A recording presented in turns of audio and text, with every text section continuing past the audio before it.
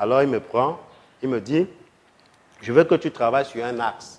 L'axe que je te donne, c'est les composites de bois et de plastique. La problématique qu'on avait là-bas, c'était quoi? C'était que pendant la Deuxième Guerre mondiale, les Américains devaient quitter pour aller bombarder, avec des bateaux de la côte Est pour aller en Europe. Mais le port n'était pas bien, il fallait beaucoup de ports, parce qu'il fallait beaucoup de bateaux qui devaient voyager. Et à l'époque, qu'est-ce que les gars, ils savaient que c'est le bois qu'on va mettre dans l'eau. Ils ont pris donc le bois, ils ont traité. Il y avait des chimistes qui avaient développé certains produits on devait mettre, on mettait dans l'eau. Mais on n'avait jamais eu une telle expérience dans le monde.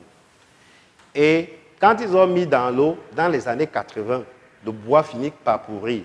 Quand ils ressortent le bois dans l'eau, ils se rendent compte que c'est un produit toxique.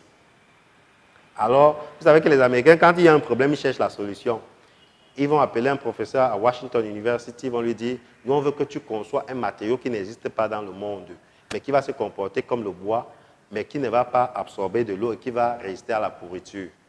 Lui, c'est qu'il y a le plastique qui n'absorbe pas de l'eau et que les termites n'attaquent pas. Il va créer un nouveau matériau qu'on va appeler wood plastic composite. C'est-à-dire qu'il va associer le plastique, qui est un dérivé du pétrole, avec la fibre de bois. Il va créer ce qu'on appelle wood plastic composite. Et puis, c'est ça, c'est-à-dire que maintenant, mon axe de travail, c'était quoi? Il y avait déjà des entreprises qui sont installées aux États-Unis et on se disait que ce matériau, on veut l'utiliser pour fabriquer des meubles. Mais le coût du meuble était un peu plus élevé parce que, comme il y avait le plastique et le bois, vous savez qu'il faut relier le plastique et le bois. Et le seul moyen de pouvoir relier les deux, c'était qu'on ajoutait le fer à l'intérieur de ce matériau. Donc, il y avait des sociétés qui ajoutaient 2,2%, d'autres sociétés qui ajoutaient 5%. Et plus on ajoute le fer, lorsque je vais fabriquer un meuble, il faut couper, il faut poncer. Si vous poncez du bois, il y a du grain du fer. Le papier s'use. C'était ça mon axe de recherche. Donc j'ai travaillé sur ça 2 ans, j'ai fait des publications. Et un matin, je reste comme ça, je regarde, je dis que l'affaire, si je suis en train de partir, est-ce que je vais encore rentrer au Cameroun? Puisque la thématique que je suis en train de développer, me dit qu'on va parler de ce au Cameroun dans 100 ans, 50 ans. Je me lève un matin, je dis je rentre au Cameroun. C'est moi que je suis venu au Cameroun. Et quand j'arrive au Cameroun, je n'ai aucune base. J'essaie d'abord d'entrer en contact avec, je passe sur Internet, je vois un peu les gens qui font de la recherche à l'université, parce que j'étais déjà dans la recherche en fait. Et je vois les gens qui font la recherche à l'université dans le secteur du bois, j'essaie d'entrer en contact avec eux, et puis je viens finalement, j'écris des mails, on ne réagit pas, et puis un jour je me présente, je dis que je suis tel, et puis que voilà ma formation, et puis que j'aimerais qu'on travaille sur place. Mais ça ne marche vraiment pas. Je suis déjà dans le parcours professionnel, n'est-ce pas, pour ceux qui me suivent. Et qu'est-ce que je fais? J'essaye de me mettre en contact avec des entreprises qui font des transactions de bois entre l'Afrique et l'Europe. Je tombe donc sur une entreprise. Et l'entreprise m'amène à Obala. Il y avait une grande scierie là-bas. Mais quand j'arrive dans l'entreprise, ça appartient à l'allemand. Je peux parler directement allemand avec le propriétaire. Le DG qui est là ne comprend pas. Vous comprenez? Moi, j'ai senti réellement que vraiment ici, là, et puis, rien ne fonctionnait de manière orthodoxe. Vous voyez un peu? Et puis, j'ai senti que non, ici, je ne peux pas rester dans ce milieu. Vous comprenez? C'est-à-dire que le propriétaire de l'entreprise est là, il y a un DG. Mais le DG ne parle pas allemand. Donc, ça veut dire que le propriétaire, dès que je viens, il peut... Non, on peut être dans le véhicule. À un moment, il commence à parler allemand. Le DG ne comprend pas ce qu'on est en train de se dire. Vous comprenez un peu? Et puis, je ne maîtrisais pas trop l'environnement. J'ai dit que non, ici, là, c'est pas bien. Et puis, je voyais trop de choses qui se passaient. Donc, ça veut dire qu'à un moment, tu vas commencer à dire au DG, au propriétaire, que voilà, tu vois un peu. Et il avait investi ailleurs dans un petit centre de formation. Et l'idée, c'était quoi? C'était qu'on devait prendre les enfants à la poste centrale. Là, on allait à la poste centrale, on prenait les enfants et on devait les former dans la menuiserie. Vous voyez un peu? C'était vraiment social. On me propose d'être directeur là-bas. Moi, j'accepte. Et directeur sans salaire. Donc, il fallait faire fonctionner le centre et se faire payer. C'est un gros challenge, hein? C'est-à-dire que, imaginez-vous que vous quittez et puis vous venez. Pour moi, j'accepte parce que ça me permet d'être directement en contact. Et ça a été une chance pour moi. Pourquoi? Parce que dans la transformation du bois, scier le bois, c'est très facile. Mais fabriquer la chaise, c'est très compliqué. Je pourrais rentrer comme ça, une société m'appelle, une grande scierie. Il me dit, viens, tu vas travailler avec nous. Et puis, je me contente de scier le bois sur les 4 faces. Tout le monde peut faire ça. Il n'y a pas trop de technicité dedans. Vous comprenez? Et il te propose un salaire même de 2 millions. Tu t'oublies, tu fais ta vie là-bas. Vous voyez un peu? Au départ, je n'ai pas vu ça comme une opportunité. C'est-à-dire qu'il fallait que cette porte-là se ferme. Parce que quand j'entrais dans ce couloir-là, c'est-à-dire que tu peux faire ta vie là-bas et puis on t'oublie. Et puis, j'aurais eu beaucoup de connaissances, beaucoup de choses que j'ai appris qui ne m'aident pas en fait, que je n'utilise pas. Et quand je vais dans le centre de formation, il s'agit d'aller au marché, acheter une planche, avoir un client qui t'appelle, te dit qu'il veut une chaise, il veut une porte. Tu pars, tu fabriques la chaise, tu vends. Et puis, tu as les enfants de la rue que tu formes dans tout ce processus. Vous comprenez? Donc, c'est une autre expérience, c'est une autre formation. Et toujours dans cette optique, j'ai réussi à affilier le centre au Fonds national de l'emploi, n'est-ce pas, au ministère de la formation professionnelle, pour pouvoir les insérer. Parce que moi mon objectif n'est pas seulement de former, mais de prendre un enfant à la poste centrale.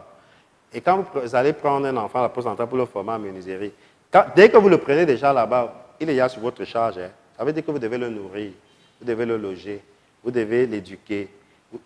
Il est malade, vous devez le soigner. Et donc, il faut générer donc de l'argent pour pouvoir le faire. C'est un très grand défi. Donc, j'ai travaillé avec eux pendant 3 ans.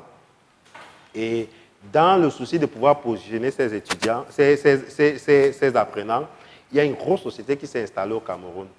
Et c'était la première société d'exportation des meubles. Ça s'appelait Beaufort Cameroun. Ça n'existe plus. Et là-bas, on produisait des meubles de jardin. Et c'était la première et la seule société spécialisée dans la fabrication des meubles capable de vendre les meubles à l'étranger. Donc, on avait vraiment des processus bien faits, montés comme en Europe.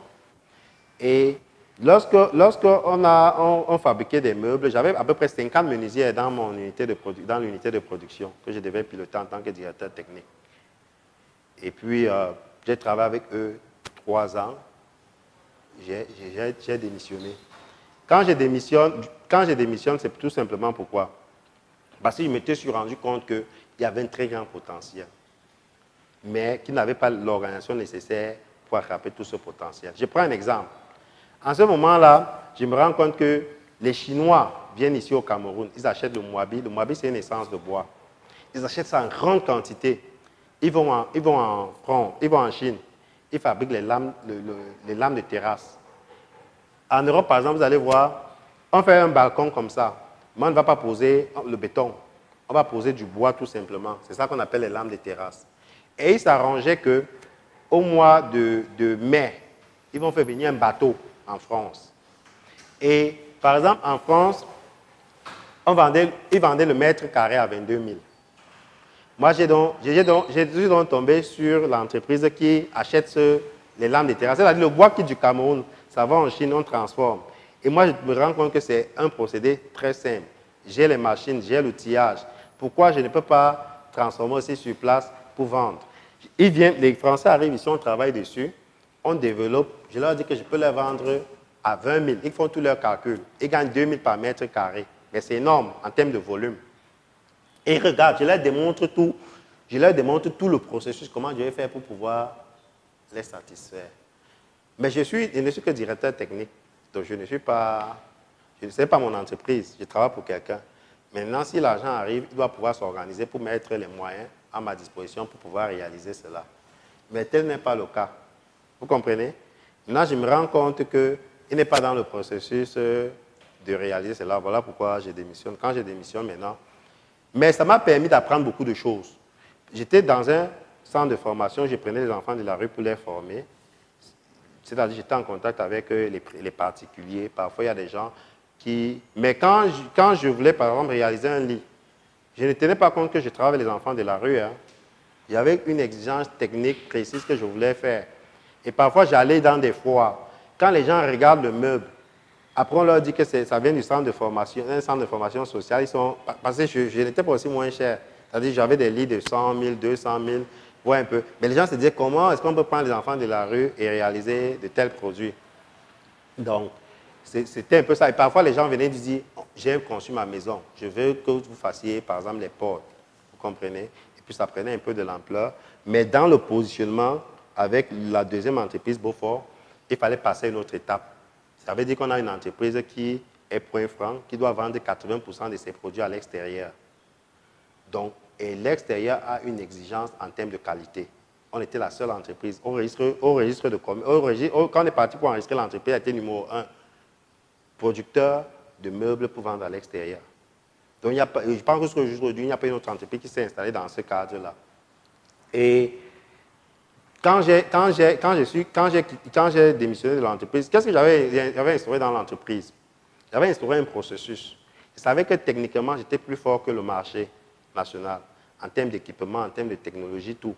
Ce que je faisais, et il y avait toujours des gens qui venaient me voir et me dire, Olivier, je veux une porte, je veux ceci. Et quand les gens venaient voir mon dispositif d'installation, je vendais facilement une porte même à 200 000. Et parfois, quelqu'un te dit, il veut 200 portes. Et qu'est-ce qui se passait? C'est avec les rebuts que je fabriquais ces portes, donc je n'achetais pas le bois.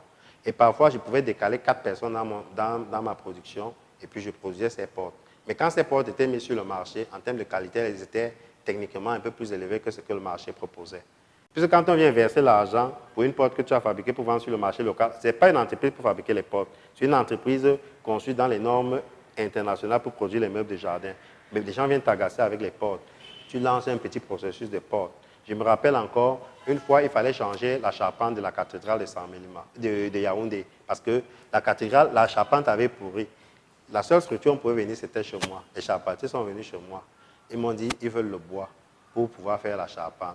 Je me rends compte qu'au même moment, on a fermé le marché de Messa. Directement, j'ai monté une unité pour produire le bois de charpente pour vendre. Et ça, je prenais 2 techniciens dans ma chaîne. Je les mettais de côté.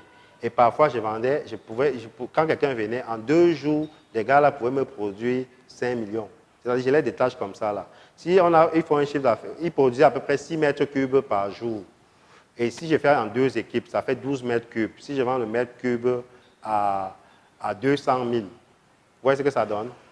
C'est-à-dire que j'ai mon unité de production orientée vers le marché extérieur.